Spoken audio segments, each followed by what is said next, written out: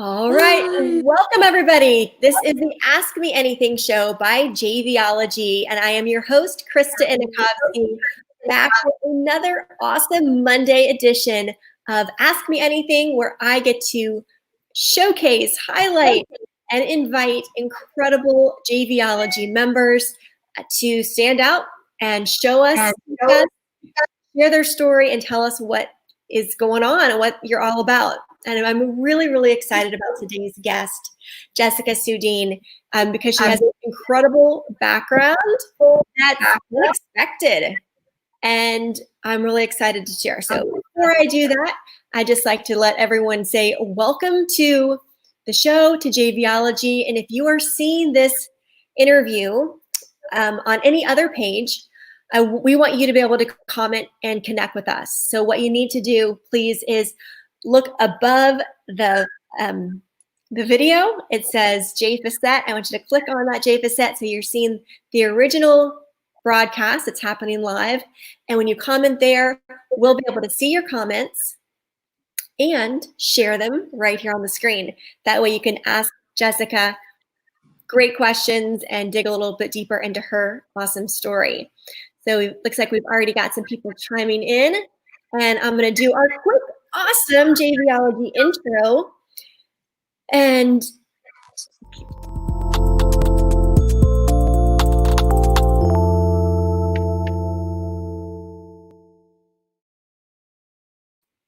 gotta love that wink, wink that happens there at the end of the video. All right, so welcome, Jessica. How are you today? I'm doing so great. Thank you for having me. Oh, my pleasure. We have had actually the joy of lots and lots of these kind of computer-based interactions, although we've never met before. We are, see each other in groups from JVology and Mastery and 12 Pillars and really getting a chance to connect with one another. And so I'm really excited that you're here and get to share your story with our audience. So, all right, here we go. And you've got you'll get a lot of things you can talk about, but give us just kind of a short intro as to why people might want to be tuning into you today. Well, today I'm going to talk a little bit about my background. So kind of a Cole's Notes version of the last 20 years of my life and what I've done with it. And I just wanted to share with people some insights of what emotional intelligence, empathy, and being culturally aware can bring to your world, and giving it to you in context of both a corporate setting and motorsports.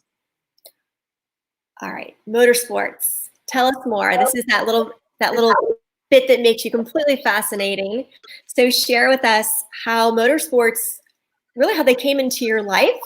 And all right, I'm going to throw it all out there, but you're both an engineer, creating hands-on, making these things and riding them all across Europe, right? Yeah. All right, I would love to hear how that came about, and like how old were you when this became an important part of your life? So I never grew up riding dirt bikes or motorcycles. My brother had one, and in the latter part of my university, I did mechanical engineering at U of C here in Calgary, Canada. I won, quote unquote, won. It was totally rigged. The motorcycle lessons were coming to me. So I won motorcycle lessons in 99. So I was 25 years old when I started riding. And I motorcycle. That's interesting. I would think this would be something you would start as a teenager, or maybe your dad did with you as a little kid around the block, but that's kind of a cool thing. Yeah, and my mom was a burns nurse, so motorcycle accidents are treated like burns. So she was not really happy about this new adventure that I was going to go on. So I won the motorcycle lessons, I bought a bike, and I started going to the racetrack just to learn my bike a lot better. And after a few years of doing this, I was encouraged by one of the instructors at the motorcycle advanced school that, you've got a really good head about you. You're not so fast, but I could see how you could get fast without crashing because you're really, really confident. in traffic and all of this. So as soon as I heard, I'm sorry, I have to say that's a little bit funny. I can see how you can get fast without crashing. That's that little caveat that we have to get over, the no crashing part. Well, it's funny because a lot of people that go into motorsports, I mean, they just go too fast, too hard. We always say that it's a little light that turns on. You've just run out of talent, but you've still got your hand on the throttle, and then crash city all over the place. At any rate, so I took my street bike, I ripped off the lights, and I put duct tape on it, and I started racing. So if you want to show my share screen. Yes, let's see. This was 2003 when it was my first year of racing. So you can see on the picture on the left, you know, like, oh my God, it was just so basic, low budget. I didn't care. I just wanted to go out and race.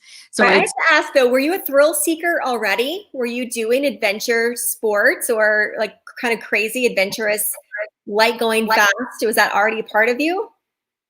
I think it was a part of me in the back of my mind, but I didn't really have a lot of that adventure seeking. I didn't have the outlet at the time. Okay. Yeah.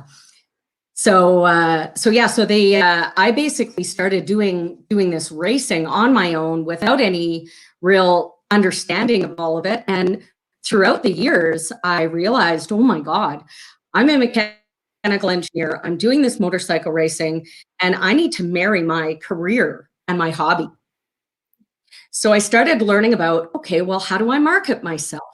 And I was asked to be Miss August in 2005 in an Edmonton racing calendar, which was awesome. Then I decided if I'm going to marry my career and my passion, I better know what I'm talking about. So I bought this little bike that was smaller than the first two that I was showing. And I started, oh, hi. That's one of my Czech Republic on. Great starter bike. So I had a 125 GP that I had to do work on my motor myself. And the reason You're an engineer. Now, did you already, have you completed university and you had your engineering degree already at this point? So yes. You already knew how to do this. Now you're saying, I'm going to take my brain as an engineer and focus it into motorbikes? That probably wasn't what you were learning to do originally, was it?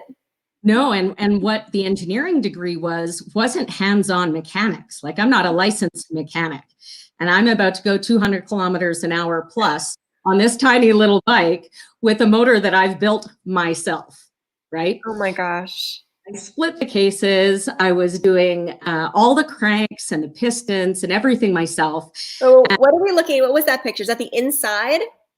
Yeah, so that is opening up the bottom end crank of a motorcycle. So that's basically what joins your pistons, and then a shaft come out from that and goes to your chain and basically gets you moving. All right, so I have to ask, why did you not say, I'm just going to let Suzuki or whatever the main, I'm going to let the experts stick to it, and I'm going to buy a bike that's perfectly crafted, and I'm going to ride that one. But you said, oh no. No, I think I'm just going to like put my hands in there, open it up, and let my engineering mind and hands change things up. How did that happen? Well, I realized I wanted to join motorsports with my engineering, and I wanted to become an international race engineer. So being a race engineer, not only are you a performance driving coach, but you're also kind of the boss of the mechanics, and you have to orchestrate the pit stops. So I figured I better know what I'm talking about if I'm going to be telling the mechanics what to do. So I specifically bought a bike that I had to do work on. And I chose to do it. If you want to be able to be a great leader, you need to know all the facets. That's right. There you go. And it really, it drives that credibility, you know? It drives that credibility that, I know what I'm doing. So by the end of this is a picture of my last race season. So I had a little bit of Yamaha sponsorship. I had chain sponsorship, Motul oil. And I won a championship, but I didn't win heaps and heaps. But I learned a lot about marketing and understanding that you don't have to be a winner, but you certainly have to know how to tote the flag of your sponsors, which was such a lesson. Interesting. So how many years did you race? So I raced for 5 years in Canada. So I raced in Edmonton at a small track called Stratotech, and I raced in Calgary at Race City Speedway when it was still open. I went over to Mission and Vancouver, and I used to drive down to California in April when it was still snowing here just to shake out the cobwebs and do track days down there and prepare for the season. Nice. All right. So where did the shift start to happen? I know that you had a really fantastic career in Europe. So where did that shift take place? From racing? Were you still racing in Europe, or did you go corporate? No, in Europe, I actually didn't race motorcycles, mainly because my new job was weekend work. So what I did was I applied to a PhD in motorcycle dynamics in Italy. And I was trying to get a full paid scholarship because it's really expensive. I didn't get that. Then I had found a program, a 1-year master's program in cars. Now, I only knew about bikes at the time. Cars are a totally different beast. And I said, what the hell? Basque Country, that seems interesting. So it's a small region in northern Spain. The Basques are a very interesting culture. They have a very special language. It's not of Latin based. And I knew all about the Basques because I'm half a Newfie, and the Basques arrived in Newfoundland before Christopher Columbus even. So it was quite cool that I found this 1-year master's program in Basque Country.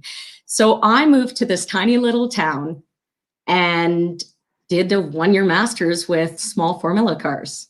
So if you want to show the picture here, this is the marketplace in Azcoitia, in Spain. So it's a town of about 11 or 12,000 people. Barely anyone speaks English. And I ended up working or doing this master's right at the race shop itself. So the picture on the right is my view from the classroom, from where nice. Yeah, so it was really exciting. And that's when I dove into my 5.5 years in sports, basically, in Europe. So it was a lot of fun. We did race car setups. I did the driver coaching. Picture on the right there is me taking out the data from the car, and then we would do analysis on the data.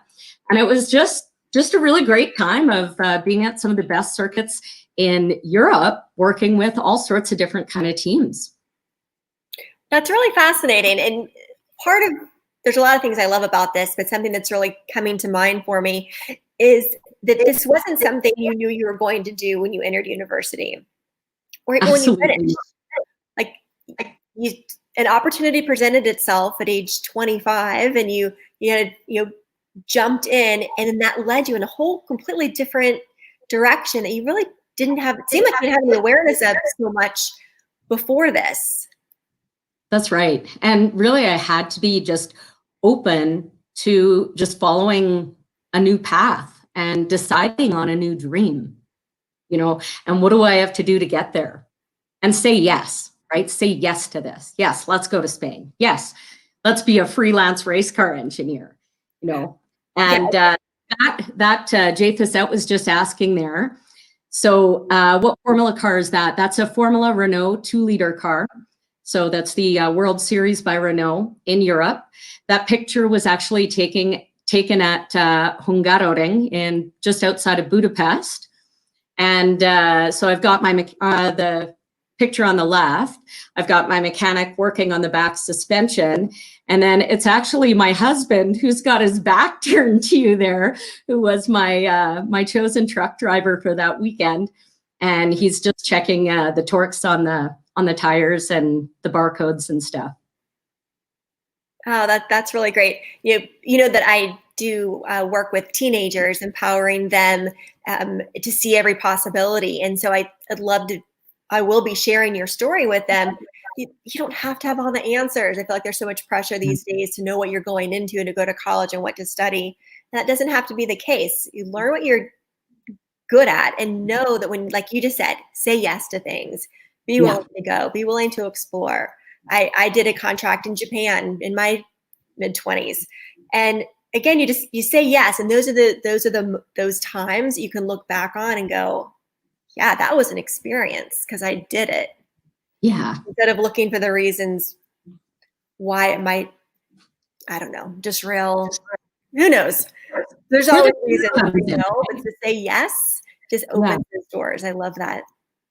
Well, and I love that you work with teenagers. So one of the things that I do every year, or you can turn off the share if you'd like for now. Sure. One of the things that I do every year is I often speak, and so do some of my former colleagues from university, speak at the Women in Engineering Day at the university. So that's in front of anywhere between 400 and 600 high school girls that are interested in maths and sciences. And one of the things that I really talk to them is about reaching out to your mentors about, don't worry if you're not good at something. If you really like it, that will probably get you over the hump of not being as good at it. You know, I love that. I think it's so important for young girls, especially, to see awesome women like yourself who have made really cool careers in engineering, and be a something for them to aspire to. I know in my small groups, I have a couple of girls. You know, Gabby comes to mind, who's just brilliant in math and science, and she knows that's what she wants to study, and engineering. And so I'll be sure and share this with her and her family, because it's great. You never know what you're going to end up creating or influencing. Yeah, and people don't think about, like, you know, if you're taking engineering in Canada or the US, unless you've got someone that you know that's into motorsports, you don't think that there's that, you know, masters in motorsports is a thing, even, you know. So I like opening that up so that people can really think about their dreams and where that goes. Yeah. That's great. So, and sorry. No, you go. I wanted to get into, I know you're taking a new direction. Like, you've been corporate and now you're embracing this road to entrepreneurship, and really, you know, looking at how, with all these talents and all of this experience and all of this education, how do you want to make an impact in the world right now? And we've been having a lot of conversations about that. And this emotional intelligence piece is really speaking to you. So tell me what that means to you and how it can help our audience. Yeah, so what it really means to me. Hi, Tom Penner, by the way. Tom's a great good friend of mine. He also loves racing bikes, and he is an amazing car guy as well. So the emotional intelligence and cultural awareness, that I've been developing for so long.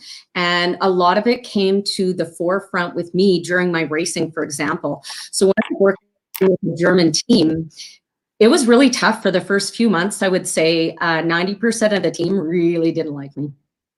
And I didn't realize it was because I was way too Canadian. I'm pleased and thank you and this and that and all happy. And really what it took, and I thank the boss of that team, Timo, and the lead of engineers, Dennis, for that, because they kind of led me for the cultural awareness in Germany for those mechanics to say, hey, Jess, you need to say please and thank you a little less and be a little bit more straightforward and businesslike. So I did it a couple months later.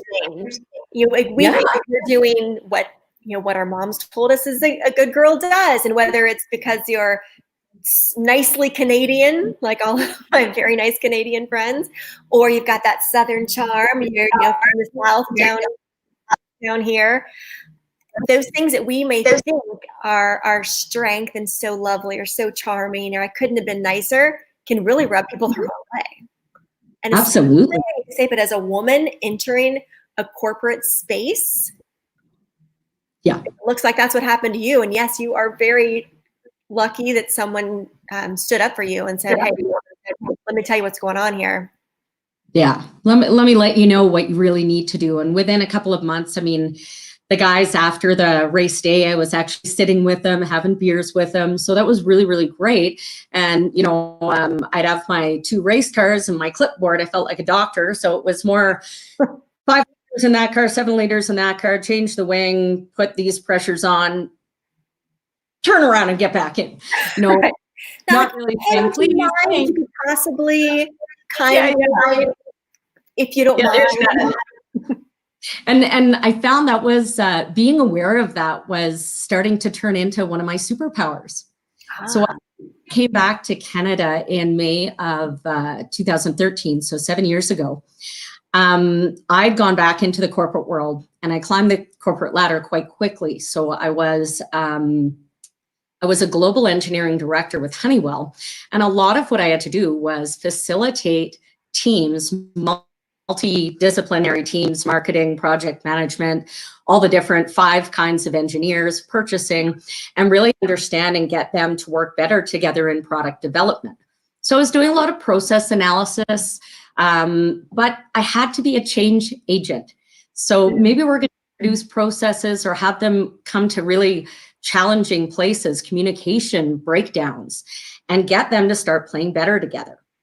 So, I mean, I was in Czech Republic, I was in the UK, I facilitated very similar to what now is, the Zoom calls, but with the lack of travel, I did the same at Honeywell as well with a couple of teams in the US.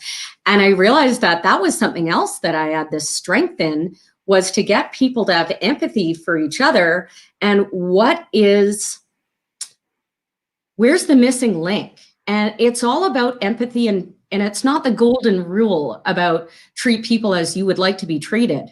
Throw that out the window. It's the platinum rule of treat people like they need to be treated.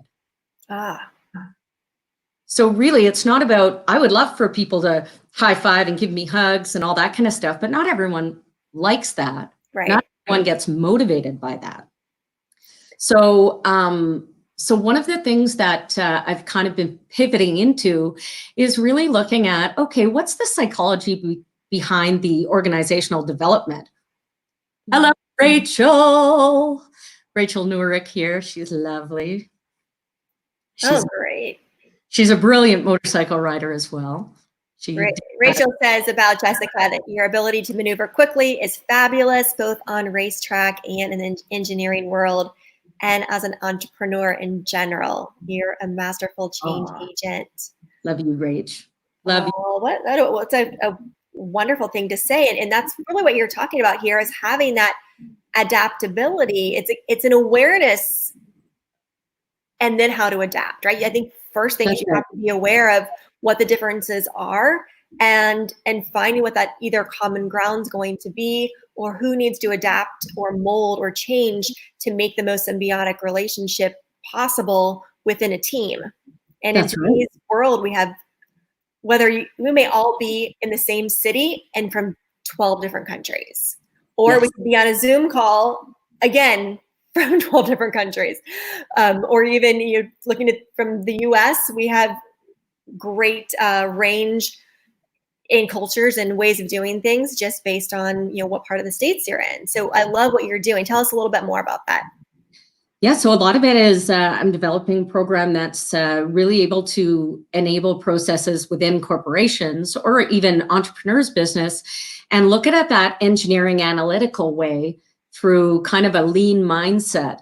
But what I was doing in the past that I thought was missing is the sustainability of that change agent team building. So all of us can go to these like 3-day team building things. Everyone's high five, hugs. 3-6 months later, you're back to your own little silos and they're the enemy and all of that. And I'm like, well, why? 3 weeks later and it's all forgotten. Yeah, absolutely. And that's what really, I saw it in all sorts of different countries and different types of product development, and even in motorsports, like how do you get these people to consistently do that? And that's where I thought, bing, I know what's missing. So instead of implicitly being a change agent, let's explicitly be a change agent. So instead of just sitting there and talking someone through and coaching them into, okay, an easy example is marketing and engineering. They don't talk the same language, but they need to be together. Mm-hmm. So I coached them to start talking the same language, but there wasn't really a follow-up, and I was facilitating it as opposed to teaching them to notice, okay, listen to them, have empathy for them, but be aware that that's what's happening. So before, you were more like the translator. You could translate marketing over to engineering and get them speaking the same language because you were the intermediary. Now you're teaching them, whoever you're working with, on what to look for, what changes to make within themselves so that they can maintain it. Is that right? That's right. That's right. You know, and I've been working with another affiliate, UEQ, and they've got a really interesting emotional intelligence card game. And this is one of the things that I thought I finally found a partner that I can go with. And now I've got something that's tangible, something that's, you know, these people can play it every week and what have you, but like, that's where the sustainability can come in. And now can I go in there and have a nice pulse check for you every X, and how are you guys doing with it? You know, you applying it, and where's that empathy coming from? And really, to make that relationship, to build those relationships, it's the empathy and the ability to listen, put yourself in someone else's shoes. And as soon as you can do that, my God.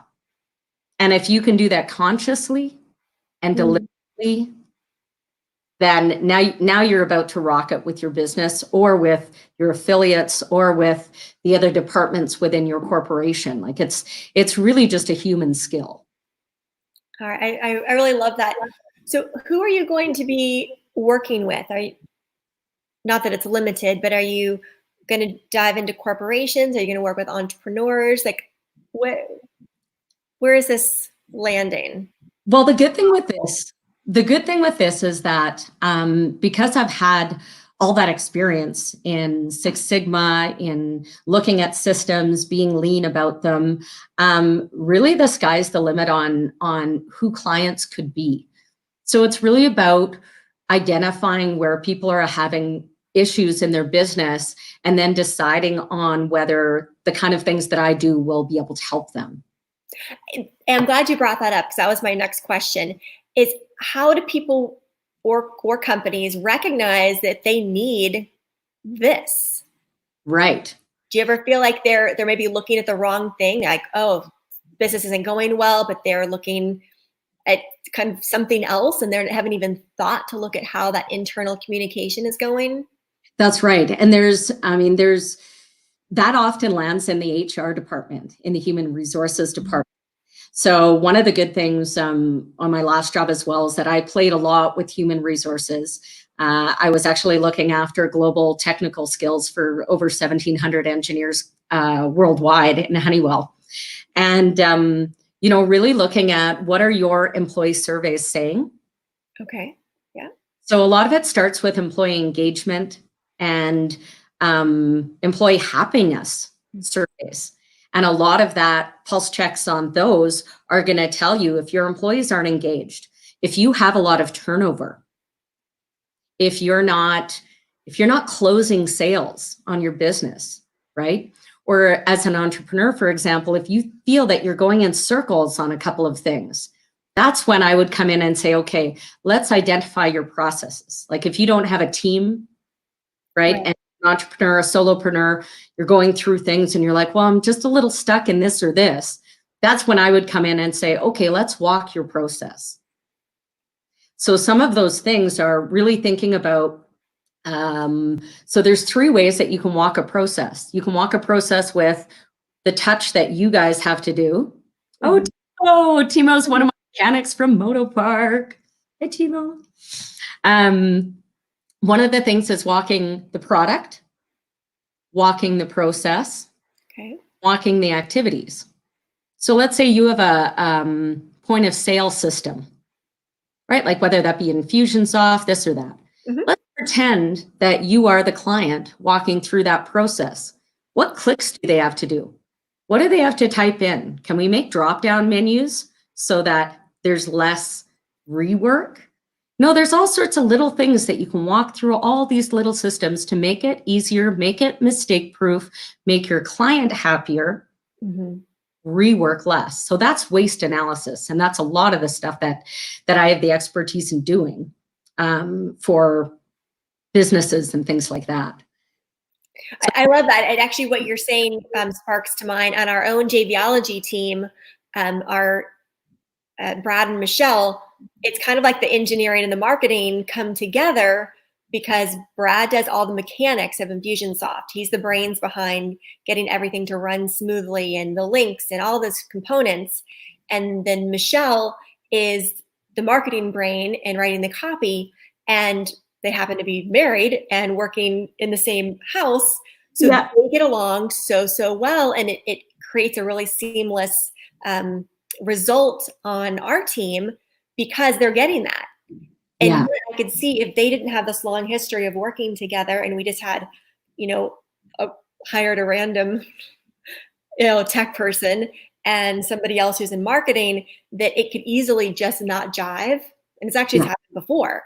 And it's those things that even in this, as a small business where you don't have to have a corporation of hundreds of people, even in that scenario, helping an entrepreneur see, okay, who's in your team and how is all of this processing is incredibly effective and important. I love the word that you use, seamless, right? Because that's the biggest thing. Is your customer journey seamless? Are your internal processes seamless? Do you even have some of the people that support you? Are they happy with how they have to interact with you? What does that look like? Can we walk through that? And how's the communication? Yes.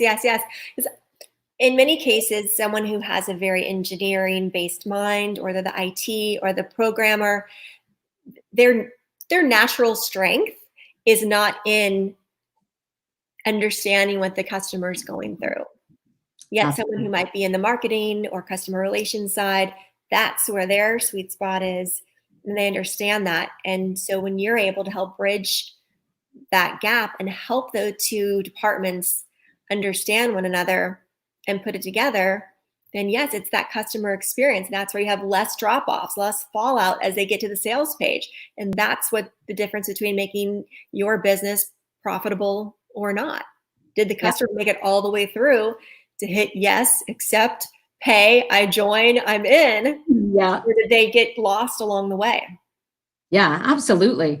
And you're asking, who's my target audience? And the thing is that it's pretty broad, and it's really about when people hear or see videos like this, does any of this resound and resonate with you, right? Mm-hmm. You imagine when I was doing gas detection design, one of the things that was really encouraged was that I as a design engineer would go in with the sales team or the marketing team to go visit potential or current clients. Okay.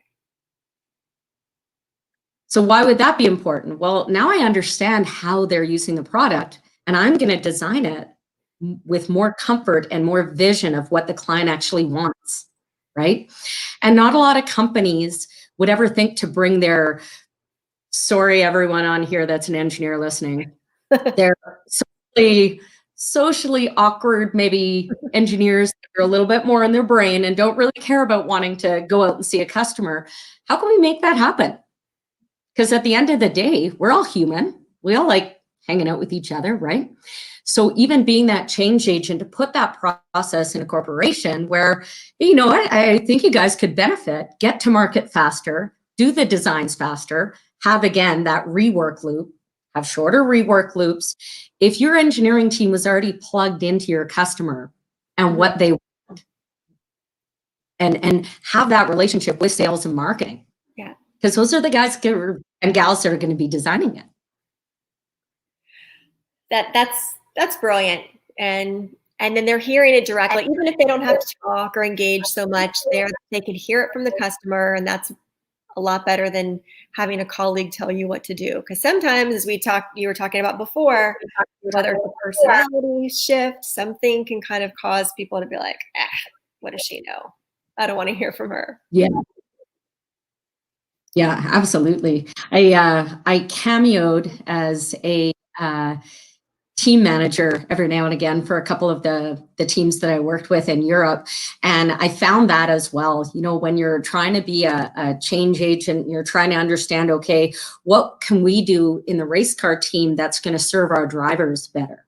What can we do in the race car team that's going to serve our mechanics better, right? How can we make this easier for the whole team just so that we have like this wicked race car weekend, and really looking at it from an analytical point of view, but then let's throw in that empathy. Yeah. And I found that's really what was missing, or at least that connection is what was missing in a lot of these cases. Because it's easy enough for me to be analytical about it and be that change agent, but we're all humans. And I found it was that touch that's really the key to unlocking profitability, efficiency, communication efficiency, and really getting to your end goal so much faster. Yes. And I have to say that the culture of how JVology has been created, and I'm going to ask you in just a moment what your experience has been as a member of JVology. At JVology, we work with entrepreneurs, business owners, solopreneurs, speakers, authors, thought leaders on how to come together to share their message out, to grow your reach, grow your message, and grow your income, and make business a whole lot more fun. And the very foundation and culture of JVology is really rooted in empathy. It's that we are humans, and to get to know the person first, build a relationship. Don't just have a business transaction. And that's what makes, and I hear it all the time, which I'm very proud of, that's the feedback I get from the people, whether they are playing in our 5-day challenge right now or they're longtime members. They're like, there's just something different about JVology than other groups that I've been a part of. And it really comes down to that we put human interaction above everything else, and that empathy. Who are you? Do you like this? And then from there, you build that relationship that turns into a great joint venture partnership, or recommending one another, doing business together. So let me ask, what has your experience been with JVology? Well, I mean, this phone call or this Zoom, this live is a perfect example of that.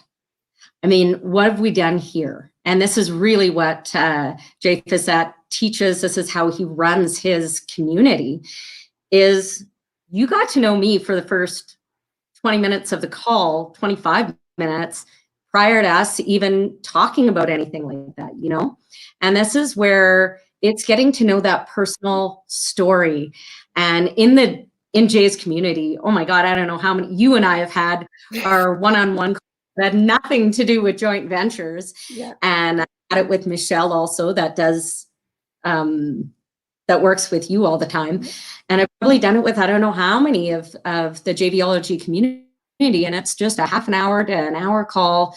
Let's get to know each other. Where are you from? What's your background? What was you growing up like for you, and you build that connection. And at the end of the day, once everyone is opening up their stories, eventually you find something that's in common, and I think that's where that bond comes from. And then you're able to do those relationships, right?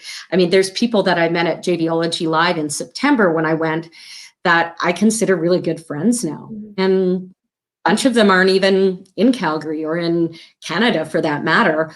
But when you're just sitting there having a coffee together or, doing a JV exercise together, you end up telling your story.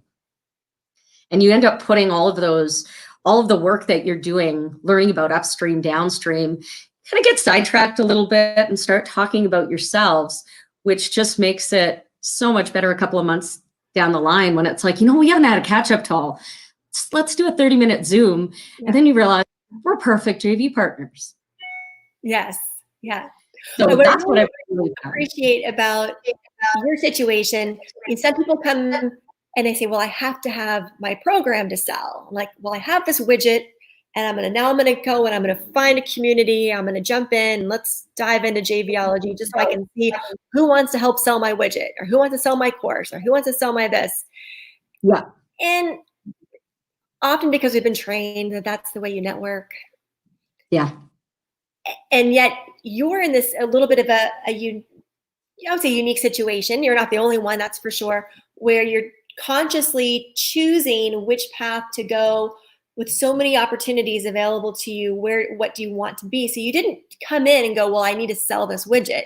You're like, you came in going, I have so many opportunities. What do I want to do? And you've been making relationships, listening to others, exploring what your possibilities are, digging deep into what feels right and resonates with you, and building these relationships. And when you have something that you like, this is what I'm selling, or this is what I'm doing, or this is what I want to offer, you've got all these people that are just like waiting to go, I want to share Jessica because she's awesome. Yeah. So yeah. And you nailed it. It's so interesting because in the community, I've had so many people say to me, they're like, I don't even know what you do, but I want to work with you. And I want to do some sort of joint project with you. And let me know what that can look like. Right. And let me tell you what I do. But it's all because we already had that background to be able to become friends first. Yeah. That's really great. Really yeah, great. Well, I want to make sure that all of Jessica's friends who are on and supporting and watching you and watching this interview, that if you're in a space like that and you're looking to build relationships to grow your business or your message, definitely join us at JVology Live. We're doing our very first virtual event, and it actually kicks off a month from today, June 11th. And for the first time ever, we are going to be virtual. So no matter where you are in the world, and we do have people coming, they're tuning in from all over the world. And we're really going out of our way to keeping the connection, keeping the engagement, making sure you have a room, spaces to connect in small groups, doing interactive experiences all throughout this 3-day live event. So I'm really excited. We've got a lot behind the scenes happening. And this is where you can go to join Jessica and myself and lots of other just really great people who are up to big things. And good fun. Yeah. Thank you, Rachel and June, for your extra comments. See, look at that, Rachel. Who's coming in here? Oh, so great. That's so great. Fantastic. Well, any last words, any last bits of advice to share, or, how can we connect with you? That's what we need to know. Oh, well, you can definitely find me as Cousin Jessica Soodeen on Facebook, Jessica Soodeen on LinkedIn. My name is Cousin Jessica because I've got a lot of newfie cousins and we all prefix their names with cousin. I like it because it stands out before Jessica. Sure. It makes it easier to find, even if you don't remember how to spell your last name. That's right. As the woman who has a really difficult name to spell, last name. And some parting words is really, the message that I really want to bring out to the world is make the effort to try to be in other people's shoes. And a lot of the times when you're going through business and you're having issues, start with empathy. Whether you're an entrepreneur, whether you're a solopreneur, whether you're a big corporation, whether you're a VP, a supervisor, when you see things going sideways, start with empathy. Really, that's what I need to bring to the world is don't be jerks to each other, and let me show you how. And let me show you how so that you can do it yourself always. I love that. Thank you so much, Jessica. Thank you for sharing your story. I'm excited to share this with the teenage girls that I work with in my Empower groups and give them a wonderful role model of engineering and adventure and world travel. And Krista, I offer, I would love to speak for your group at any time you just ask. That's my gift. My gift to you. Happy to do that. Thank you so much. That'll be awesome. We'll definitely plan that. Very good. All right. Well, thank you, everybody. And look forward to seeing you all at JVology Live, and have a wonderful day. I will be back next Monday as every Monday for Ask Me Anything Live by JVology. I'm your host, Krista Inochovsky, and we are better together. See you later. Bye-bye. Bye.